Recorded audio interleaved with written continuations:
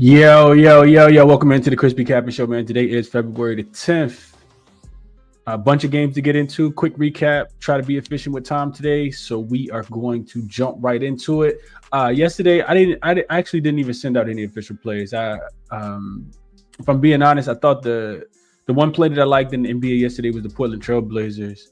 I mean, not the Portland Trailblazers, the Toronto Raptors plus the 9. We talked about that at length yesterday on the show, but I thought the game started at 3 instead of 2, so I didn't end up sending out that, but it was a winner.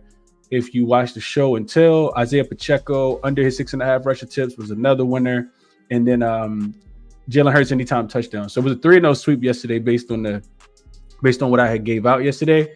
I never send out NFL plays to the members though, so I won't count any of those on my official record, but it was a good day yesterday. Definitely a good day yesterday. A lot of things happened that I anticipated happening. So just real quick on the comments, and then we're going to jump into the games for today. I did switch it up just a little bit.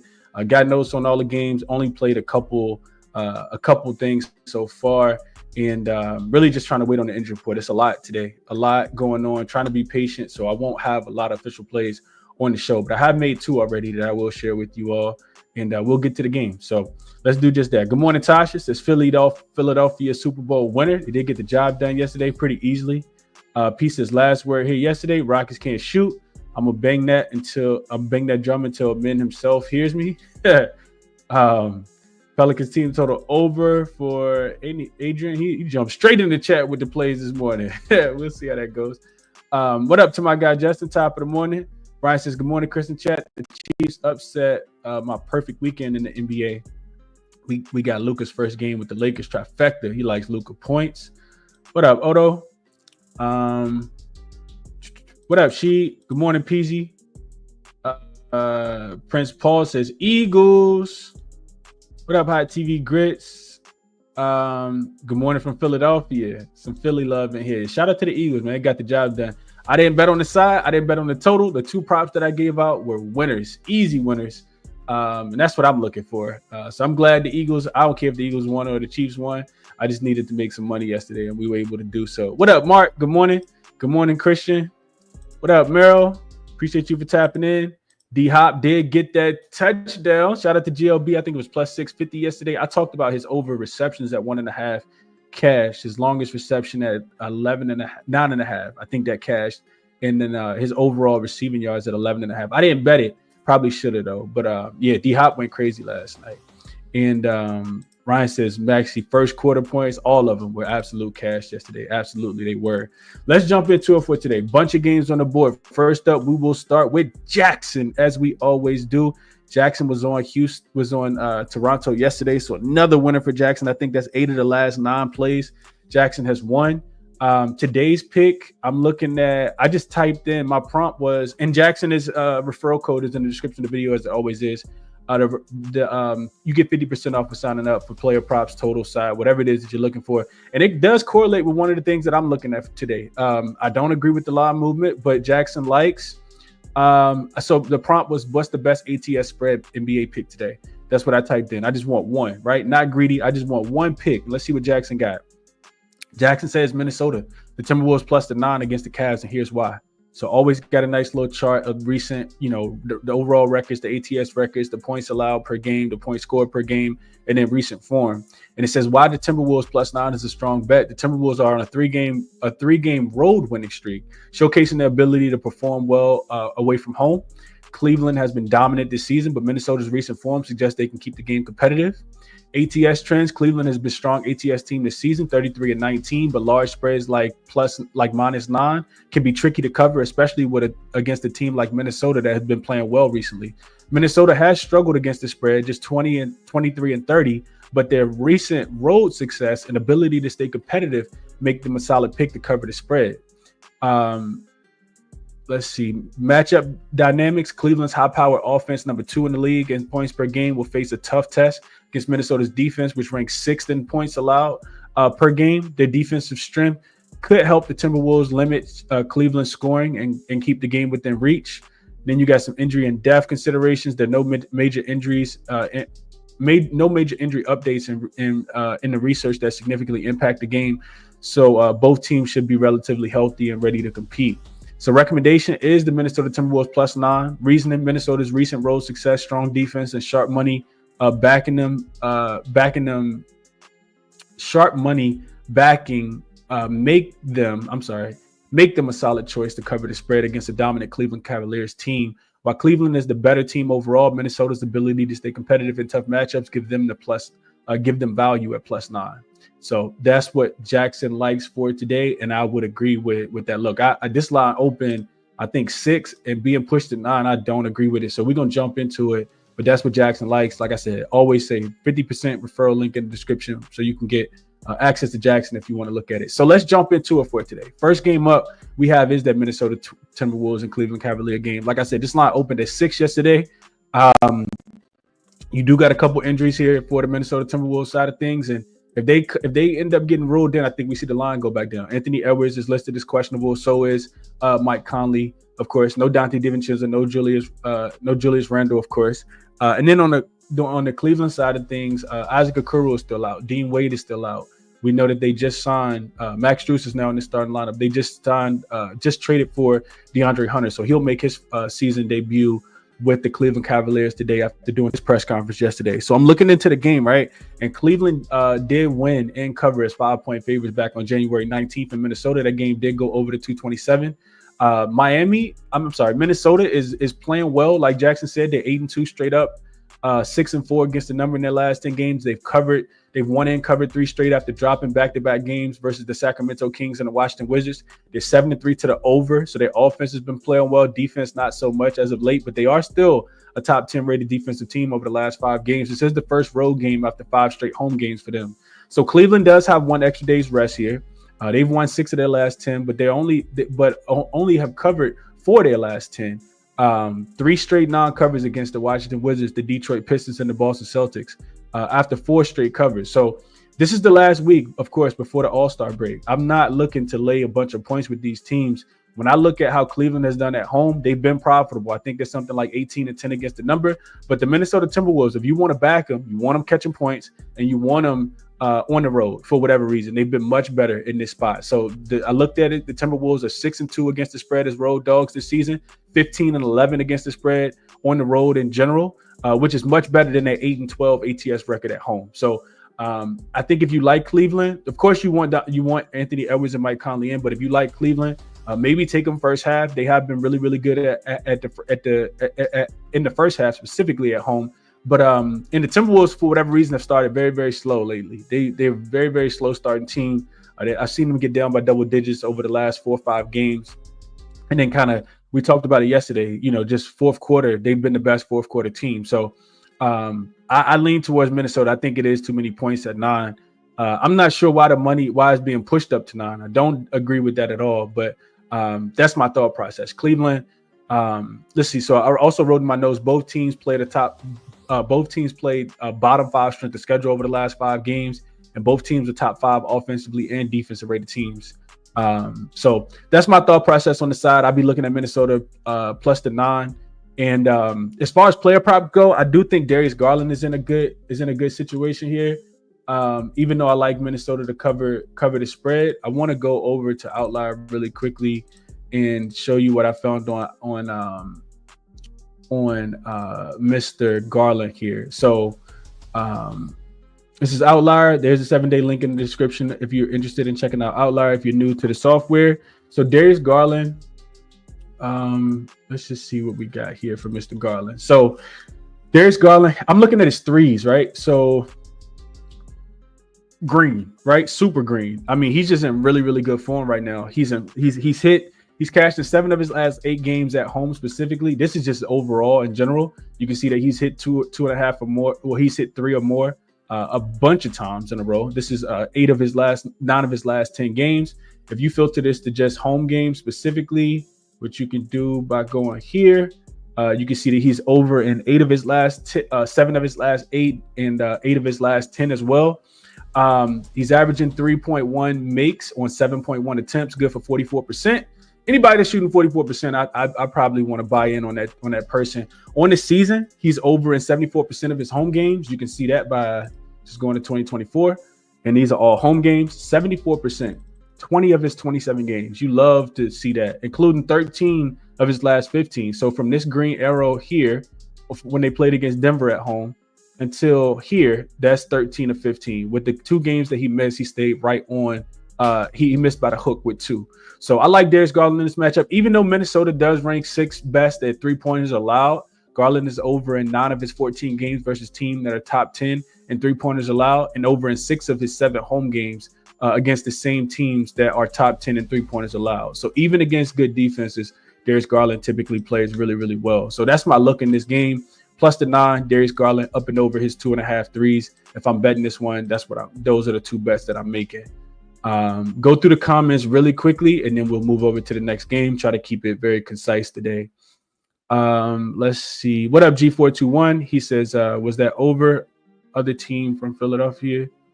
What up, Anthony? Appreciate you for tapping in. Brian says he likes Cleveland first quarter. Cleveland minus 8.5. Too many points for Minnesota. They need to be full strength. Yeah, I think it's too many. G421 says, I'm just here to say mustard.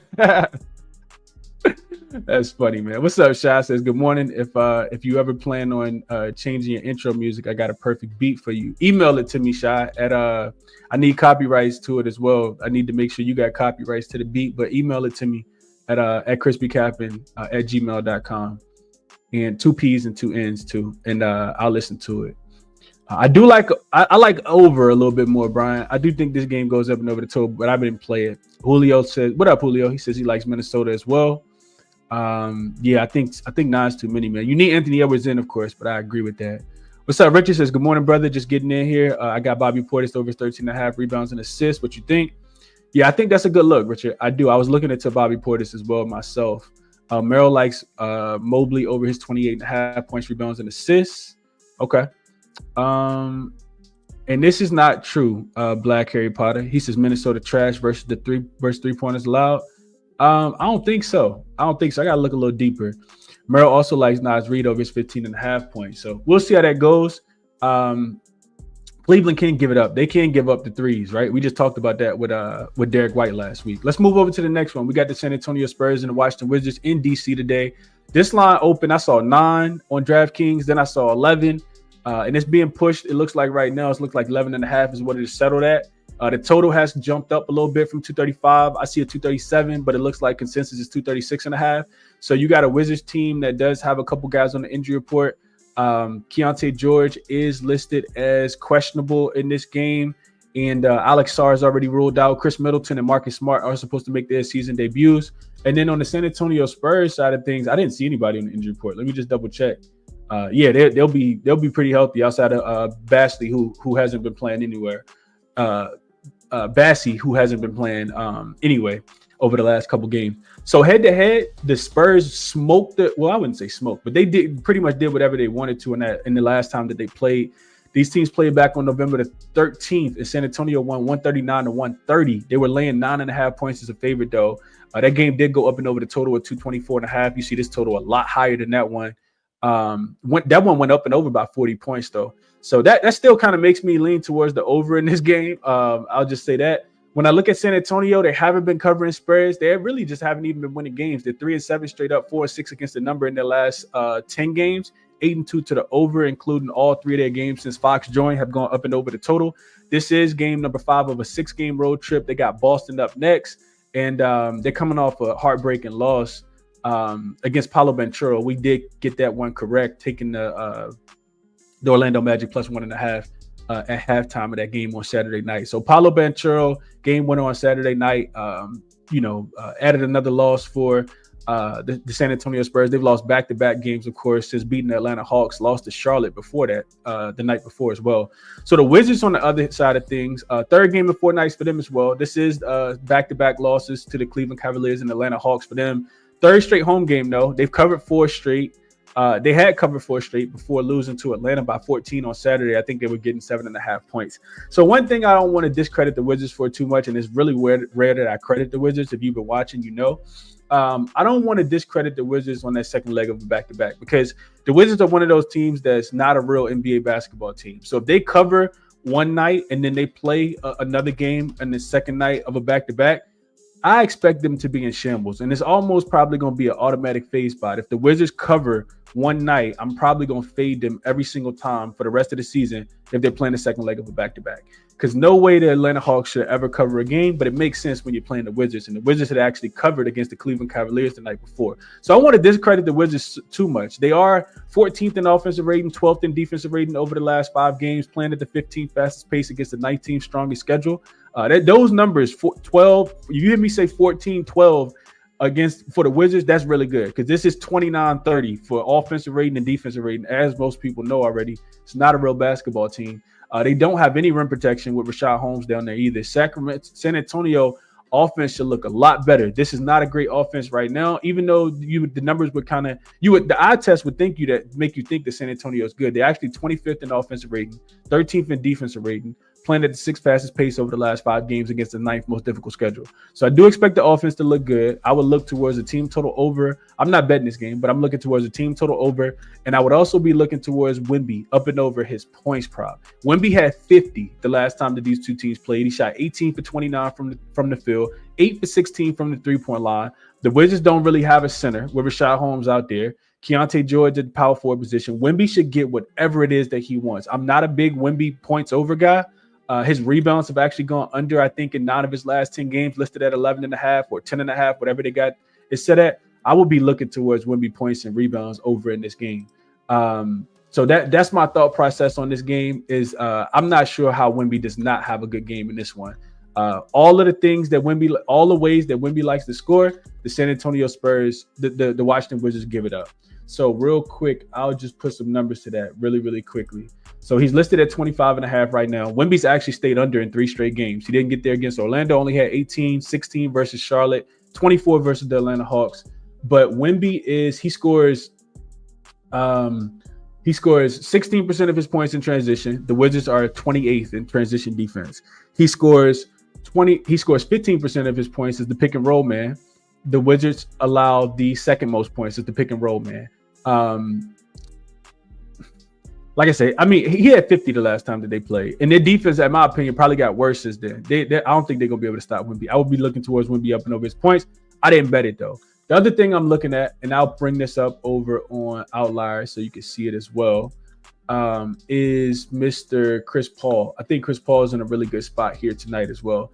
Didn't play this one either, but just trying to give you guys some looks and let you know how I'm looking at the game. So we go here. We're back at Outlier. We look at Chris Paul up and over his assists, up and over his rebounds and assists is what I'm looking at. So rebounds and assists, I get it. I know that De'Aaron Fox is there, could potentially take his minutes away. He's gone under in 2 straight games. But what I wrote in my notes was he's over in 10 of his last 10 games versus teams that are bottom 10 in rebounds allowed. So Chris Paul is actually going out there getting some boards, and we know he should be able to rack up the assists against the Washington Wizards. This is not a good defense as far as assists allowed. You can see they're 27th in assists allowed. They're also the worst rebounding team as well. So I think it might be something that was on the insight page. Here we go. It's actually down here at the bottom. So let me see if I can pull that up real quick.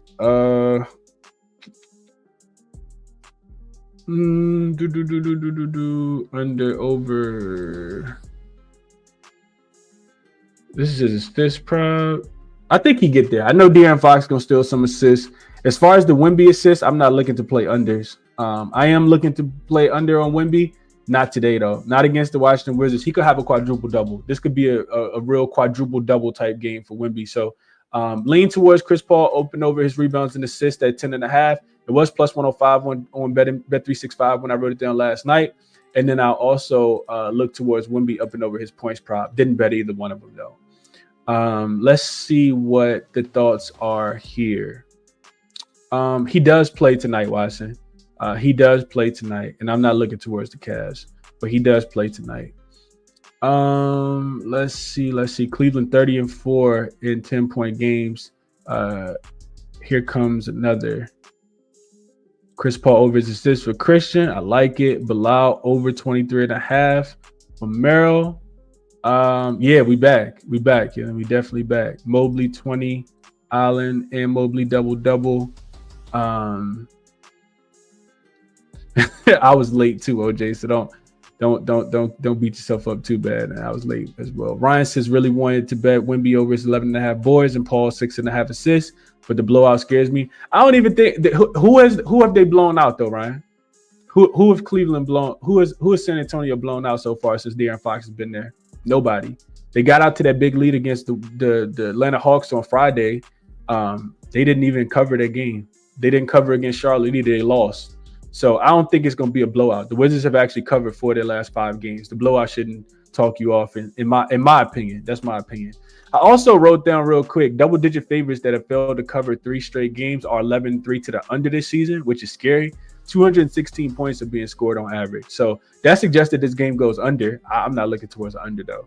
11-3 to the under when a double-digit favorite when a team is a double-digit favorite and they failed to cover 3 straight games. It said that they play defense, but I'm not looking towards San Antonio to play any defense. That's just my thought process. Amy says, Wemby did score 50 last time they played the Wizards. Do you think he can do it again? Absolutely. Why can't he? I absolutely think he can. Now, Fox going to take some usage away from him, of course. But, yeah, I'll be looking towards his points prop over today.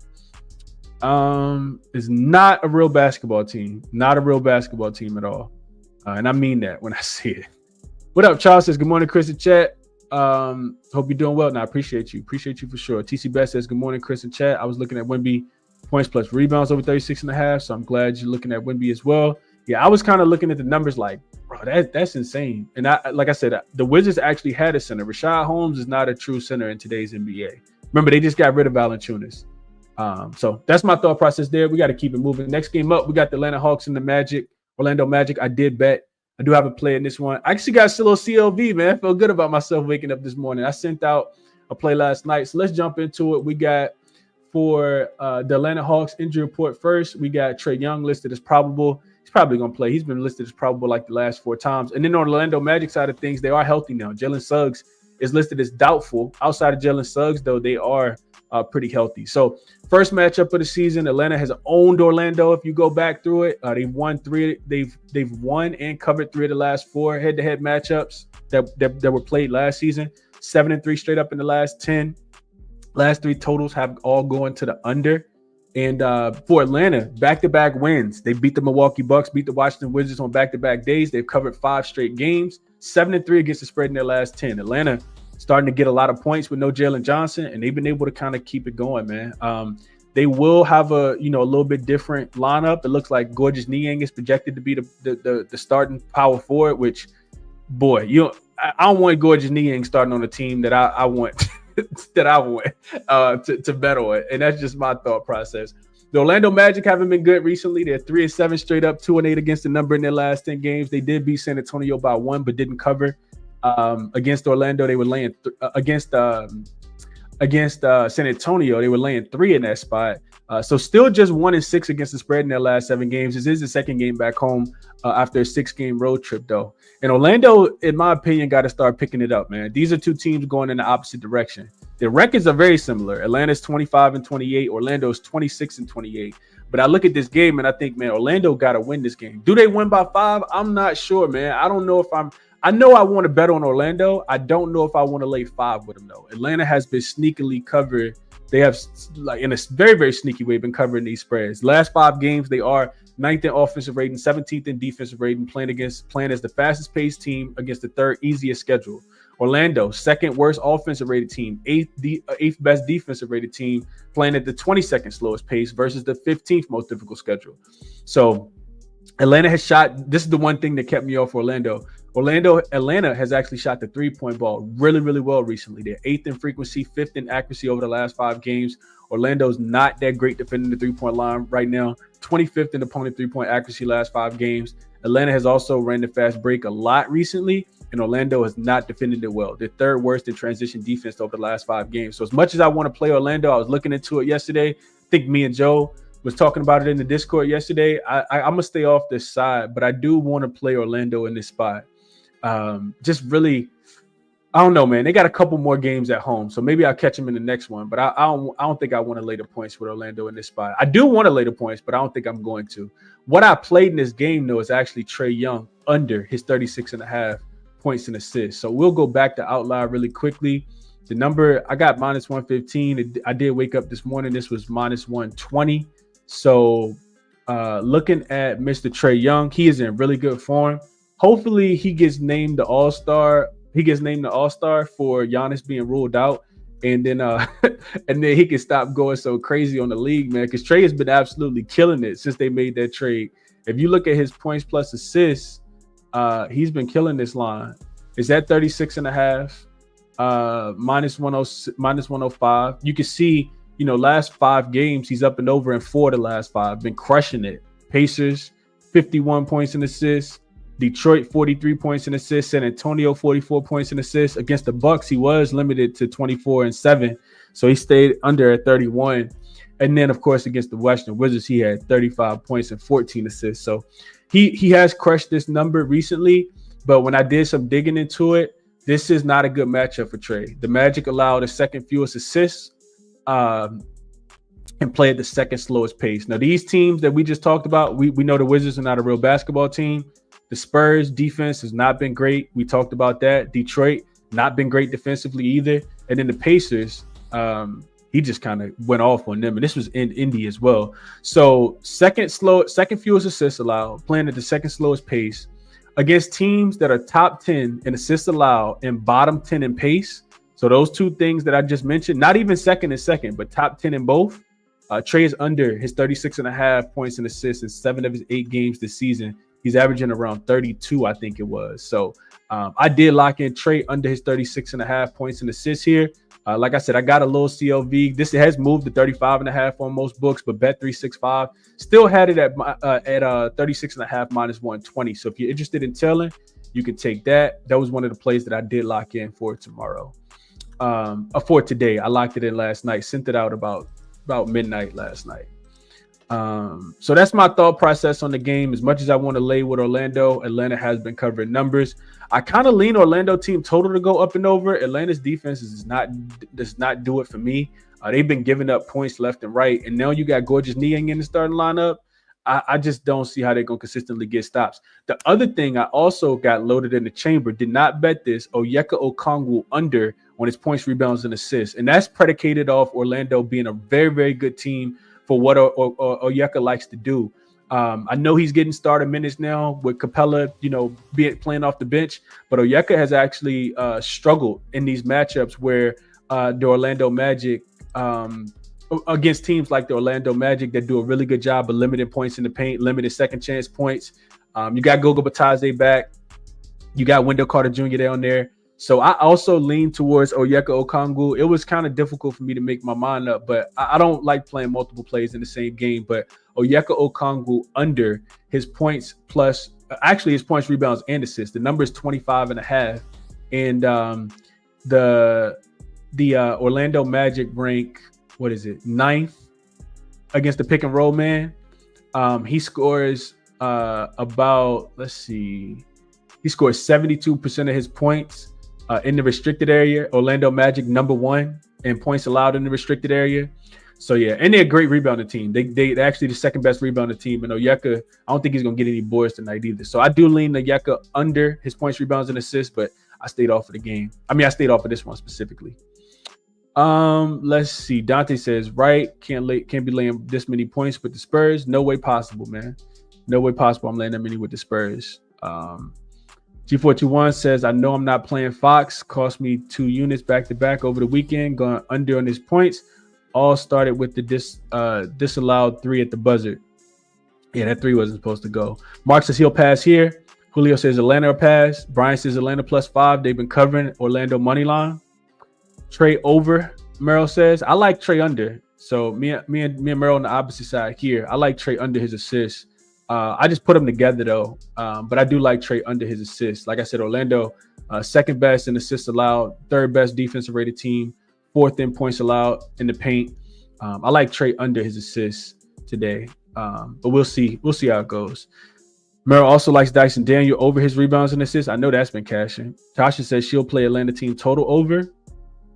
Franz over his points. That's where I started at, Pete. I started with Franz over his points. I didn't play Franz though. 24.5 was yesterday. It's up to 25.5. He does get a really good matchup. Pick and roll ball handlers. The Atlanta Hawks are bottom 5 defending.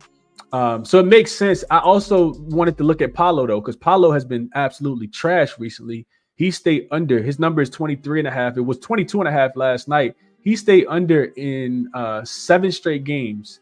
But this seems like the game Paolo should have a really good game. Pick and roll ball handler as well. 27th, like I just mentioned. He gets 18% of his shots from the free throw line. They're 17th there. So Paolo under makes a lot of sense, man. Paolo over makes a lot of sense for him to have a breakout game in this matchup here, but I stayed off of it. Atlanta wins, Orlando covers. That can't happen, parlay with JV. Atlanta can't win and Orlando covers. That just can't happen at all. Let's see what we have in the next game. We got the Charlotte Hornets and the Brooklyn Nets. This was a game that I probably should have got to a little bit earlier. This total opened I wrote in my notes 220.5 yesterday. It's down to 212.5. Do I think the under is the right play? At this number, maybe. I'm not quite sure. The reason why I didn't play it, because I tried to do my due diligence and wait for the injury report. LaMelo did not play yesterday. It does not mean that he's not going to play today.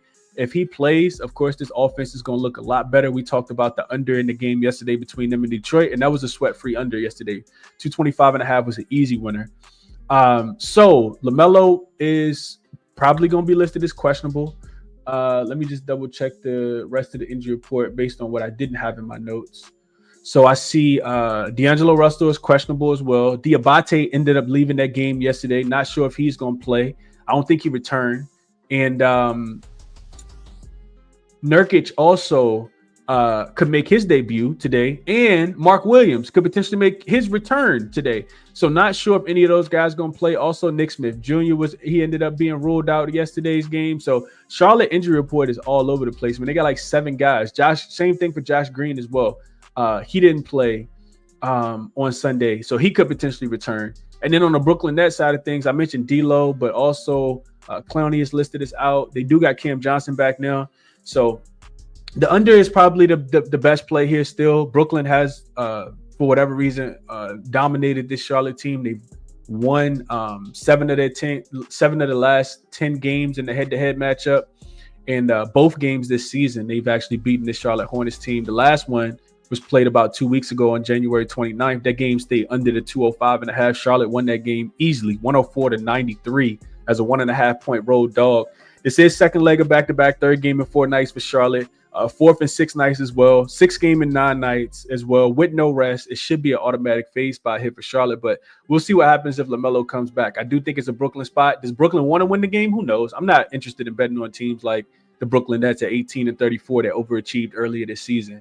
This is 4th straight home game for Brooklyn, 2-day rest advantage as well. They did beat Miami as a 5-point dog on Friday. They've covered 4 of their last 5 games, 8-2 to the under in their last 10 games. So those are just my notes. I'm not interested in betting this game, though. If LaMelo gets ruled in, I do think it changes everything, especially if Mark Williams is back and you get Nurkic back as well. And some of those guards come back. So I don't really have a thought process on this game. I think the under was the best play. I'm not taking the line, 8.5 points lower, 7.5 points lower than the current number, though. So those are just quick thoughts there. Let's see. Brian says Brooklyn first quarter injury report questionable, though. Yeah, Brooklyn has been covering first quarter, so maybe. But I don't really want to lay points for Brooklyn either. I just saw Brooklyn laying points to somebody, and they lost the game outright too. So these type of games, easily for me to stay on the sideline. 13-37 Charlotte Hornets, 18-34 Brooklyn Nets. I want no parts, man. I want no parts. Let's go to the next one. We got Boston in Miami. Another game that's highly being manipulated by the injury report. Drew Holiday is listed as out for Boston. Jaylen Brown and Jason Tatum both listed as questionable. Porzingis is off the injury report. We'll talk about him in just a second. And then on the opposite side for the Miami Heat, no Jimmy Butler, of course, anymore, right? But you do got Wiggins and Kyle Anderson and Davion Mitchell all off the injury report, expected to make their season debut with the Miami Heat today. So this line open 5.5. It's moving to 6 right now. And the total open 220.5, and it's down to 219. So I actually wrote in my notes 225 is what it opened at yesterday. So the money's coming in on the under here. I think you just kind of got to wait and see what happens with the injury report. Boston has dominated this Miami team, though. They've won 4 straight. They won 8 of the last 10. If you go back to the playoffs last season, they covered 4 straight. as well as the 9.5-point favorites that they were at home early this season. 3 of the last 4 have gone under the total, dating back to the playoffs last season as well. Earlier this season, Boston, they absolutely smoked the Miami Heat, beat them 108-89 as a 9.5-point home favorite. That game did go under the 220. We have no idea, in my opinion, what this Miami team is going to look like with Wiggins out there. Not sure if Kyle Anderson even gets any burn. Davion Mitchell does. Should probably help the defense a little bit. The trend with Boston, though, and we talk about it all the time, is that you want to fade them off a win. I'm tired of even talking about it, but we know the numbers with Boston off a win. In their last game, they did bounce back in a big way. We talked about that on Saturday, taking them in the Garden against the Knicks, and they absolutely got the job done. The Celtics this season, when they're coming off a game where they previously covered, are 3-18 against the spread, 14.3%. That would say to take the Miami Heat. They've actually, failed to cover 7 straight games in a row. But I'm not sure what to do with them based on the injury report here. I think one of these guys could sit, which I think I saw Jacob put in the Discord yesterday. Derek White up and over his points and assists make all the sense in the world. Pretty sure that number's on the move. I think it opened like 19.5. That makes a ton of sense in my opinion. The Miami Heat, Derek White against the Miami Heat. So I guess that's the way I would look. Miami, first home game after 4-game road trip, 2 days rest though. So one more than Boston. They are 1-4 against the spread in their last 5, 3-4. 3 of their last 4 games have gone under the total as well. But typically you want to buy Miami after a loss, especially when they've lost as a favorite. And they went to Brooklyn and got steamrolled. Lost that game. I think they scored like 9 points in the fourth quarter. So should be a little bit of a bounce back spot. We know Boston could blow anybody out if they're really, really into it. And I'm not sure who's going to play. But I do know 3-18 is not something I want to bet on. So this is a short number. I feel like it's a little too short, but it is what it is, man. I'm probably going to stay on the sideline. Don't feel comfortable betting this game. I would look towards the Derek White, though. I would look towards Derek White real quick. Let's just go back to Outlier. Look at Derek White. I would be looking towards Mr. White. Let's see what they moved this line up to, because I didn't play Derek White yet, but I mean, it just makes way too much sense not to. Derek White, points plus assists is what I would probably be looking at. You can see that he's up and over in pretty good form, up and over in 3 of his last 4. What is that? 5 of his last 7. We just look at the full season games played without. We know Drew Holiday's already not going to be in. He's played in 9 games without Drew Holiday, and he's up and over to 19.5 in 7 of his 9 games. So 78% hit rate is what I like to put my money on. I think Derek White's in a pretty good spot today. So I'll lean Derek White in this matchup here. And this is, without knowing if Jason Tatum and Jaylen Brown going to play. So that's my thought process on this game. Not really looking towards the side, though. I think you get a much better number if you wait with the Miami Heat if Jason Tatum or Jaylen Brown are ruled in. Let's see what you all are thinking. Nets 0-2 in this position, but can we really trust the Hornets? Nah, Dante says. It really just depends, Dante, on the injury report. And that's why I'm staying off sides and totals today, man, because I do so much homework and research on these games, all for me to handicap them and then look at the injury report. If you check Underdog's last tweet, it's like 45 people on the injury report in a 10-game slate. And I get so tired of wrecking my brain when it really don't matter, because the injury report just going to manipulate us anyway. So that's why I went more player props today. Oh, and speaking of player props, I played Porzingis up and over his points prop in this game. Glad you mentioned it, Dante. Porzingis up and over his 5.5 points. Pretty self-explanatory. Got it at plus 100 yesterday. Especially if Jason Tatum and Jaylen Brown don't play. But I mean, he gets some pretty good matchup against the Miami Heat. He plays pretty much majority of the first quarter. He's gone up and over the number. He didn't play against the Knicks, so now you got him off a couple days rest as well. I think he's cashed in like 9 of the last 13 games. So I did play Porzingis up and over his 5.5 points as well in this matchup between the Miami Heat. That's actually the only other play that I made so far today. I played Trae Young under his 36.5 points and assists, and I played Porzingis up and over his first quarter 5.5 points. I was about to go to the next game. Let's see. Short line with the Celtics, low key, disrespectful, but Celtics off a blowout. Been burning bread. Absolutely, they have. Richard says he likes Tyler Hero over his points today. Boston been giving it up to the point guards lately. Makes a lot of sense. Parlay J says good info. Chris, as always, appreciate it. Appreciate you for tapping in. Derek White, I saw his points at 15.5 last night. Scott says. So points and assists, I saw at 19.5, Scott. I like that number as well. Mark says I'll play Miami, waiting on the line to possibly move, and I agree with that. Jovic over his 16.5 points and assists, Merrill says. Derek White, points, rebounds, and assists for Merrill. I like it. Definitely think they sit to some starters. Line should be at 8 to 10. Agree with that, Rich. Brian says Heat. I would like more points though, and I'm right there with you. I feel like the Heat should be getting like 8.5. DJ Props to say, Chris, could you look at Miami off a loss at home versus the Eastern Conference opponents? So real quick, let's see what that looks like. Heat off a loss and at home and versus the Eastern Conference opponent, and opponent conference equals their conference. They are 2-0 straight up and against the spread. 2-0 to the under. They beat the Sixers in this spot back on November the 18th. Won that game 106-89, and they were laying 2.5 points, and then they beat the Nets in this spot as well, 110-95. Laying 9.5 points in this spot. So there you go, DJ Props. There you go. 2-0 straight up, 2-0 against the spread in this spot. 2-0 to the under as well. Says to take the points here, even though it is a shorter number. Like I said, I would want 8.5, but maybe the books know already. Maybe they know. Mark also played Porzingis. He talked about this in the Discord last night. Let's see. Wiggins, Mitchell, Anderson in for Miami. They are, Mark. They're all supposed to make their debut today. P says he likes Tyler Hero up and over. Points, rebounds, and assists at 34.5 minus 114. Next game, we got the Pelicans and the Thunder.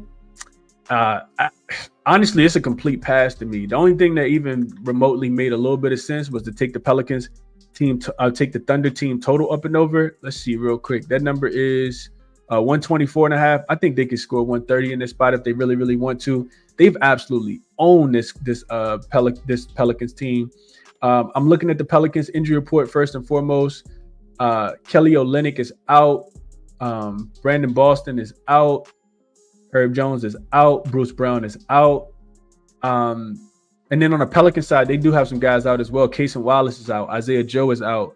Of course, no AJ Mitchell. But Chet Holmgren is off the injury report. Isaiah Hartenstein is in there as well.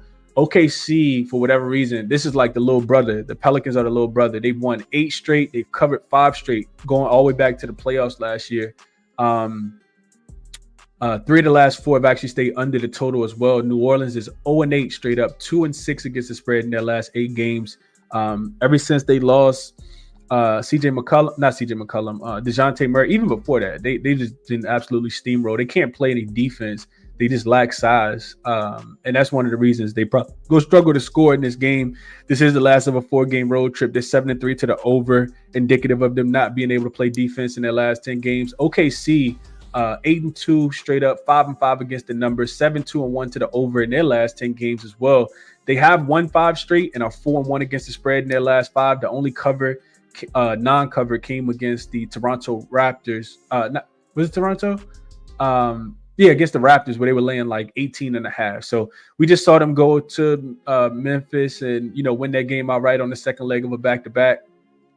I think they can smother this Pelicans team too. Am I laying 15.5? No. Am I looking to bet it live if they come out late? Yes. And like I said, just probably a team total over based on New Orleans. Terrible defense. OKC, recent fast pace.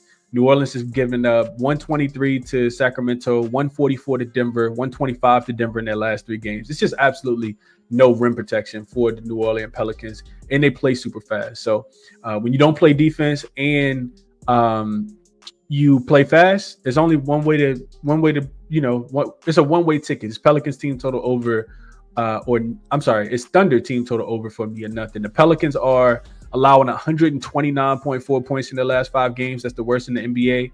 127.5 defensive rating. That's the second worst in the NBA.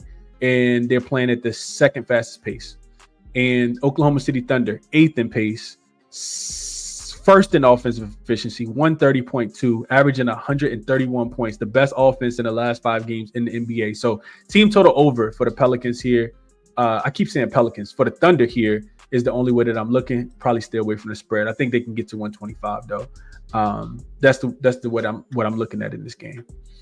What up, Bryant says he likes the Celtics minus the 5.5. Yeah, got the full AD experience, man. Brian says Thunder gonna play first half money line somewhere, 15.5, no problem.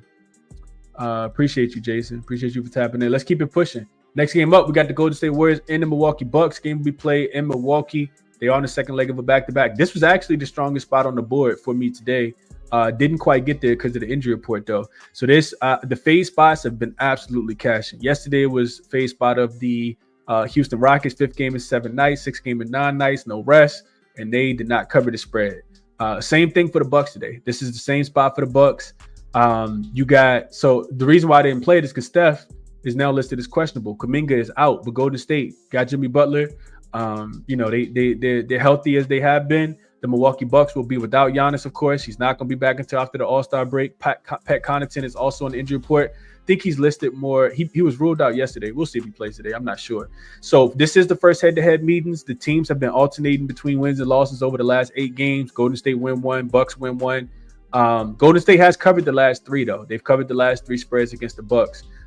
Golden State got 1 extra day's rest here. This is the 4th of at least a 7-game road trip. They beat the Charlotte Hornets. They beat the Chicago Bulls by 21 after going down by 24 points. This lets you know the state of the Bulls. Golden State hasn't been great recently. Just 5-5 straight up, 6-4 against the number in their last 10 games. I thought this line will open like 4.5, but it opened 5.5, and it's actually being pushed to 6, and it makes sense in my opinion. I just think that I don't know, man. I just feel like they set it high for a reason, and because Golden State hasn't been showing us enough to want to lay this type of a number with them. They are 8-2 to the over in their last 3 games. So offensively, you can say they've been kind of putting it together. Now the Bucks here, the situational spot for the Bucks is bad. Second leg of a back-to-back, 3rd game in 4 nights, 4th game in 6 nights, 6th game in 9 nights, no rest equals fade every single time, in my opinion. They failed to cover 6 in a row before beating the Philadelphia 76ers yesterday. And who's not beating the 76ers? So in this game, I guess I would lean a little bit more towards a Golden State team total over, or potentially just laying the 6. But I definitely want Steph in there if I want to lay the points here. I do agree with the line moving up from 5.5 to 6. It's the only way that I'm looking to play it. I know the Bucks got a big win yesterday. They needed that win, but I think Golden State's the right side in this game based on the situational spot for the Bucks. So that's my thought process. Let's see what you all are thinking in the comments section here.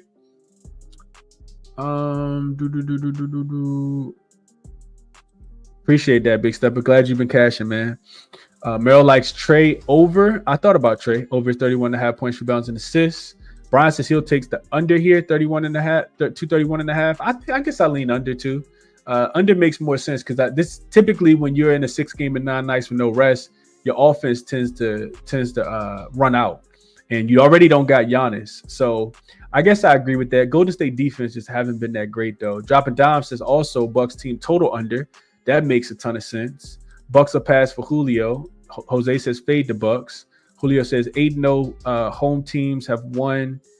8-0 home teams has won games between these 2 teams. I'll take the points in my back pocket. Yeah, I'm pretty sure Giannis has been involved in those though, Julio. Like I said, I don't like the spot. But if you're looking at it in the way you're looking at it, it makes sense. The way I'm looking at it, not so much. Richard says Gary Trent Jr. over his 3s is a look. If Steph's ruled in, give me Curry buckets, Jimmy assists. Steph 3s, it's a lot to like. Okay. Bucks allow the most points to point guards, Marquis says. I mean, it makes sense. Maxey was doing whatever he wanted yesterday, and who they got to stop him. I mean, I guess Andre Jackson's supposed to be a good defender. AJ Green is supposed to be a good defender as well, I guess. I don't know. All right, next one up, we got the Kings and the Dallas Mavericks. This line is at 1, coming down from 2.5.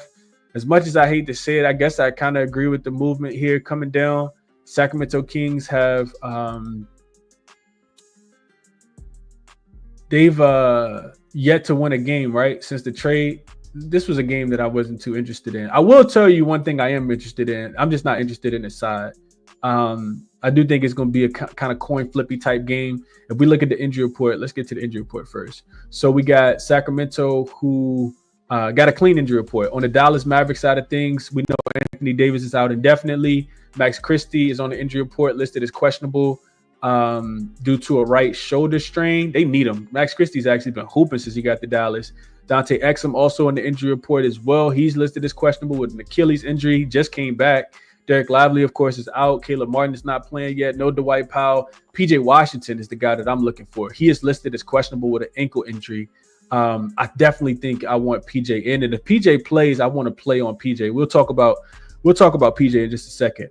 So I'm looking at the game, and real quick, okay, I'm tripping. All right, I moved it over here on this screen. So I just want to check real quick. I think the Sacramento Kings have not won a game since the trade. I probably wrote it in my notes. So what I put in my notes, the second matchup of the season, Sacramento won and covered 100-110 as an 8-point favorite back on December the 30th. That game went under the 223.5. Totals are 6-0 to the under in the last 6 matchups, 7-3 to the under in the last 10. So Sacramento did beat New Orleans. I forgot about that. They did beat them, but they didn't cover. That 7.5 or 8, whatever they were laying, they failed to cover that. But they did win. They had a big third quarter. I think they outscored New Orleans by 25, 24, something like that in the third quarter.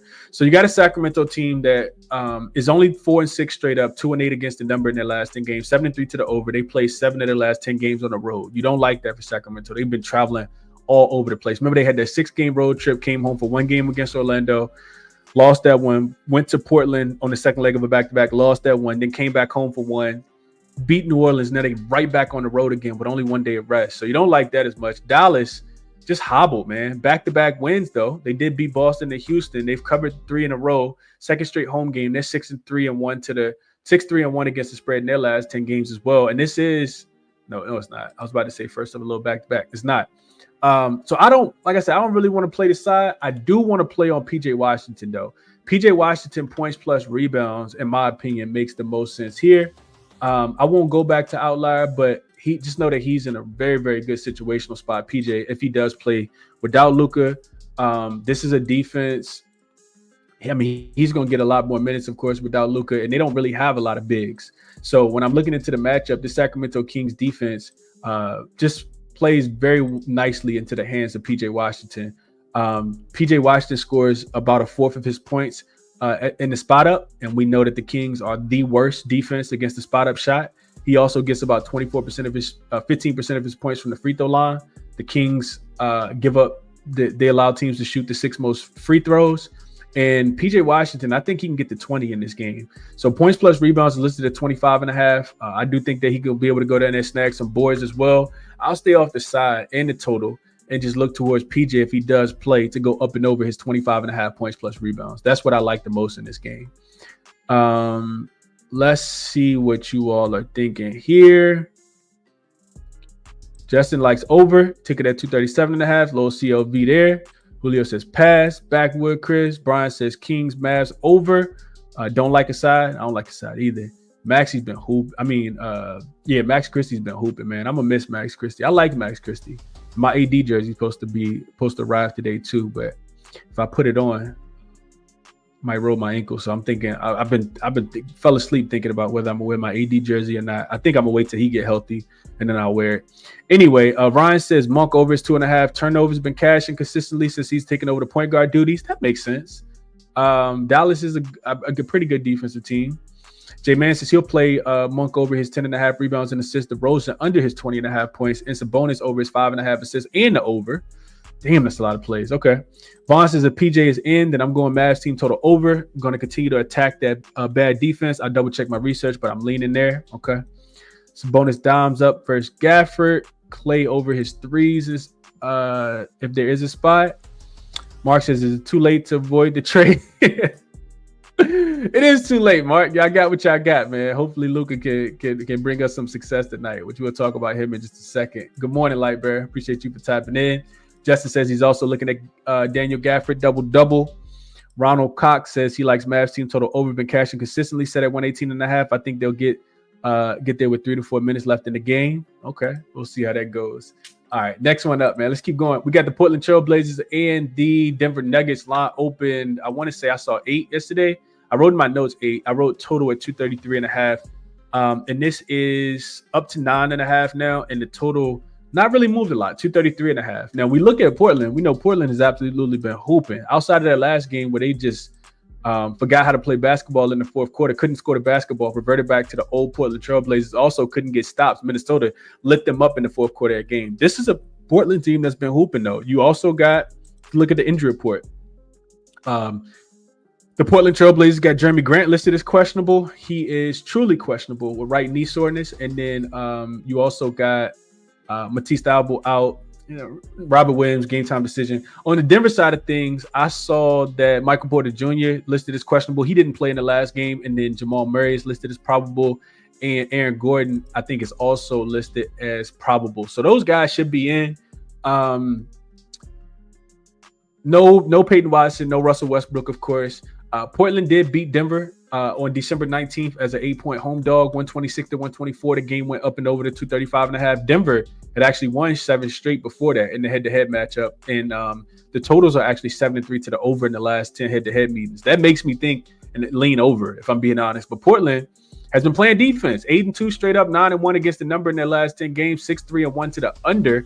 3 straight unders for the Portland Trailblazers. Denver has actually been playing pretty good basketball. 7-3 straight up, 6 straight wins for the Denver Nuggets. They've covered 4 in a row as well, and this is 7th game in 11 nights. So you don't like that as much, but they were off yesterday. Really short travel as well. They were at home, went on the road to beat up on the KD-less Phoenix Suns in their last game, and now they're back home. So do I think this is too big of a number? I guess yes. The only reason I say yes, though, is because remember when, for people who watch the show all the time, you remember when, who was it? The last time we saw, I know who it was. It was the Portland Trailblazers in the last game, right?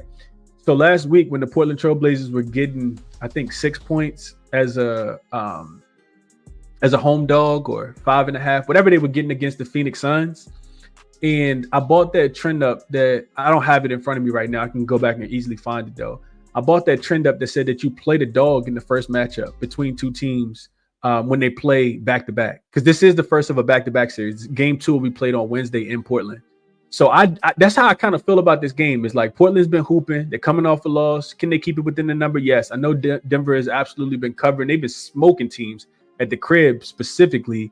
But it feels like the number is a little bit too big, man. So I guess I slight lean towards Portland. Probably won't end up playing it, but that was a super strong trend that says that the dog, whenever two teams play, especially this season, when you play the dog in the first game, and then the favorite typically bounces back in the second game. It was like 60-65%. So that trend alone, mixed with Portland, playing some pretty good basketball recently, makes me lean Portland. Portland is 4th in defensive rating last 5 games, 9th in defense in efficiency differential. And then you look at the Denver Nuggets, they've been hooping too. They are 2nd in offensive rating, 5th in defensive rating, 3rd in efficiency differential, playing at the 4th slowest pace against the easiest schedule in the league. So, I guess I'll just lean plus the points, but not anything I think I'm going to put in my pocket, though. We'll see as the day goes on. Jokic triple-double for Justin, plus 112. Never could talk anybody off of that. Julio likes Portland. Nugget spot. I'll bet the Billups boys when they get back home. Fresh says, okay, Portland about to regress back to being fleas. J-Man says. This is not Fresh. This is not true, Fresh. He says majority of the Blazers win streak was at home. Still don't trust them on to beat on elite teams like the Nuggets. Well, you're not looking for them to win, though, right? You're looking for them just to lose by less than 10. If we look at the Portland Trailblazers, just real quick, this ATS streak that they had actually all started before the All-Star. But it started on the road. So they did get smoked against the Timberwolves. Like you can't lose by 30 points in the fourth quarter to the Timberwolves like they did in the last game, especially without Anthony Edwards and Julius Randle. I was still kind of puzzled how they couldn't score the basketball. But against the Kings at home, against the Pacers at home, against the Suns at home, against the Suns at home, against the Magic at home, against the Bucks at home, yes. Against the Thunder at home, yes. But they also covered against the Hornets that was on the road, against the Magic on the road, against the Heat on the road. So a lot of this came on the road as well. That's 1, 2, 3. I guess you're right. Yeah, three of the games were on the road. But who was that? Before that, they covered against the Mavs on the road, against the Pelicans on the road, against the Pistons on the road, and against the Bucks on the road. So the last seven games? They were 1-7-1 ATS last 8 road games. Fresh. So they know the big chunk was it at home, but they've been covering on the road as well too. That's my thought process. Appreciate you, Damani, for this comment. Luis says, appreciate all the info, bro. Appreciate you for tapping in, Luis. Appreciate you for tapping in. Dean says this might be one of them games you play the 9 because it's going up. I don't see MPJ and Murray both not playing. Yeah, Murray, I think, is going to play. I don't know about MPJ, though. Blazers play well in Denver, Marquis says. I think they have covered a lot. Agent like Christian Braun up and over his points, rebounds, and assists at 24.5. And somebody mentioned this in the last chat. It has absolutely been money. Last game, my Los Angeles Lakers will be at the crib, laying 14 points against the Utah Jazz tonight. Total open 233.5. I think I wrote 231.5 in my notes. This is up to 235 now, and that makes a ton of sense to me. The over makes a ton of sense. Didn't bet it though. Colin Sexton is out. KJ Martin is out. Walker Kessler, John Collins, and Lauri Markkanen are all in. They did get Jordan Clarkson back. Isaiah Collier is the starting point guard. He's been an absolute cash cow. Finally looked into Isaiah Collier after everybody continues to talk him up so much. This dude's really, really good. On the Lakers side of things, Luka and Braun are listed as questionable. Dalton Connect is back in LA, hopefully. He's also listed as questionable, and Austin Reeves is listed as probable coming off a career-high 40-point game the other day. So this is third matchup of the season. Lakers won both games early this season. They beat Utah and covered, but Utah actually covered both games. Utah was getting 10.5 in LA. They covered that game as a dog, road dog, and then they were getting 5 points at home, and they covered that game as well. Jazz have actually covered 8 of the last 10 in the head-to-head matchup. And the totals are 8-2 to the over in the last 10 matchups. Now, granted, those games had AD, didn't have Luka. If Luka plays today, which I don't know, man. I'm always a little hesitant. I know he's questionable. That don't mean he's gonna play though. We see people get downgraded. You know, Lakers probably trying to be super, cautious with him. So I'll wait until I officially know what's gonna happen. I will be up late night watching this game tonight though. I'm super excited to see Luka make his first game. Hopefully LeBron plays with him. This Lakers team is red hot right now. The Jazz, I don't think are necessarily an easy fade. I talked about this on Cal's show last week. When they have Lauri Markkanen and Walker Kessler and John Collins in, they typically play good basketball. We saw them, probably a game they should have covered against the Phoenix Suns Friday. And then, of course, they rest all those guys and they get absolutely obliterated. I think they lost by 20 to the Clippers, and that was a nice little bounce back spot for the Clippers on Saturday. But with all those guys in, I haven't seen this Lakers rotation. Does it mess things up? I'm not sure. I know that the Lakers have been absolutely hooping recently. This is the third best offensive rated team last 5 games. The third best defensive rated team last 5 games. Second in efficiency differential. And it hasn't even really come against a weak schedule. They're 13th in strength of schedule as well. The Utah Jazz, I always got to take their numbers with a grain of salt because their injury report is always manipulated. But they are 16th offensive rated, 20th defensive rated, against playing at the 9th fastest pace. Lakers also playing 14th in pace. And it's come against the 10th strongest strength of schedule for the Utah Jazz. But like I said, you always got to take those numbers with a grain of salt. I guess if I had to play this game, I'm actually not playing this game. I'm not forcing myself to try to even find a play, honestly. I do think the over is probably a good look. I know the Lakers have been playing some defense. The Jazz defense is better with those guys all on the floor as well. I think I would lean towards Utah plus the points, though, if I had to play it. I think the Lakers, who have been doing a really good job on the boards. I feel like they could struggle with John Collins and Lauri Markkanen and Walker Kessler today. And the Lakers can win this game and not cover the spread. They could win by 8-9 points and be very, very happy. So this is a really, really big number. Like I said, I know the Lakers been absolutely balling, 8-1-1 against the number in their last 10 games, third straight home game for them. But this is a pretty big number. And I just said that the Jazz have covered 8 of their last 10 games against the Lakers. I'm thinking that they're going to throw it all out there tonight.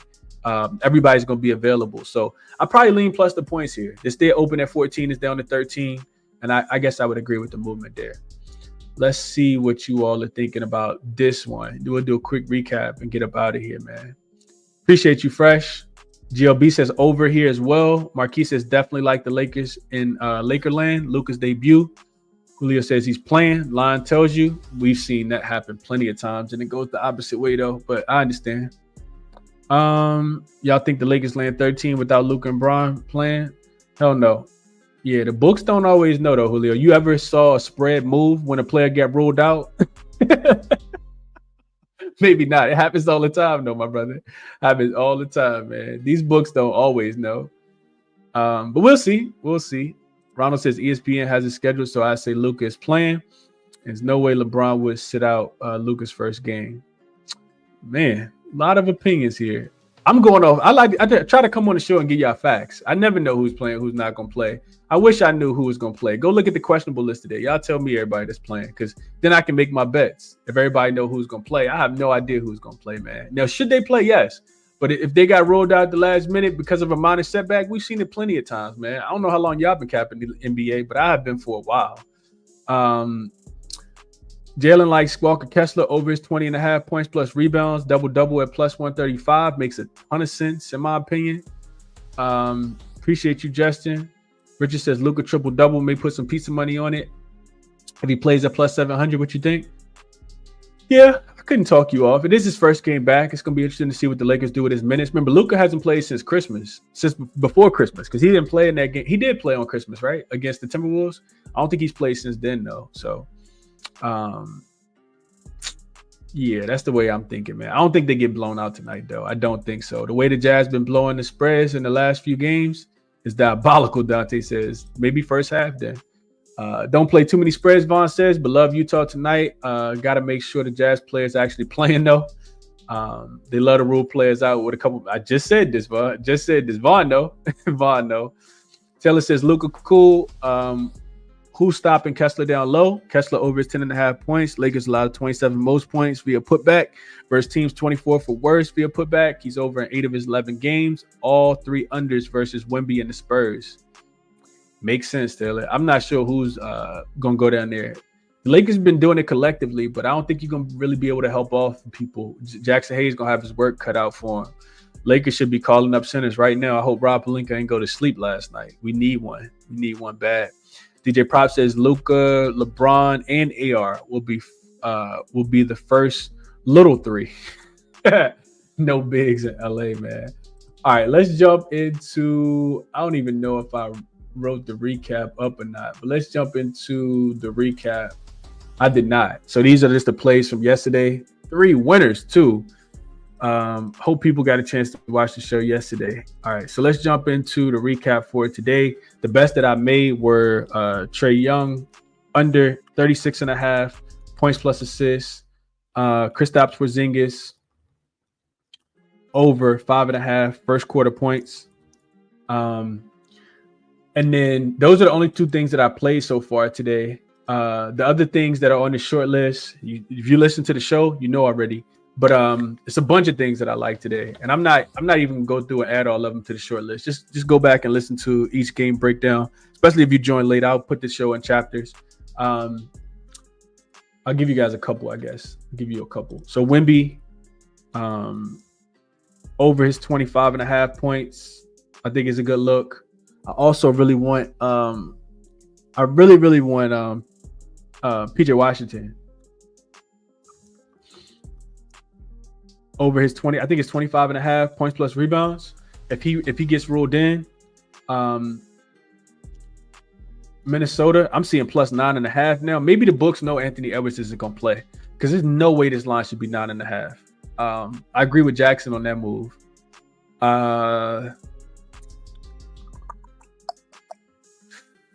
That Bucks team total under 112.5 makes a ton of sense. Not sure if I'll get there. Or just a full game under 232.5 or 232. Slight lean towards Portland plus the 9.5 as well. See where that number goes. There's a few more player props I talked about at the beginning as well. So lots of research done, man. As you can tell, I've been talking a mile a minute, man. I hope the show was helpful, as I always say. So tons of other looks on the board for today as well, but the green ones are ones that I actually locked in and sent out to the members for myself. We'll see what the injury report does throughout the day. I'm pretty sure I'll have more than 2 plays, but these are the plays that I've locked in already, man. Best of luck on all your action. The resources that I talked about throughout the show and that I've utilized throughout the screen are all listed in the comment section, all listed on the screen here. So check these out if you are interested. Best of luck on all your action today, man. I will be live with Cal at 4 p.m. Eastern Standard Time. We'll be back tomorrow to do this thing all over again. Best of luck on all your action. Enjoy your Monday, man. I will catch you in the next one. I'm out.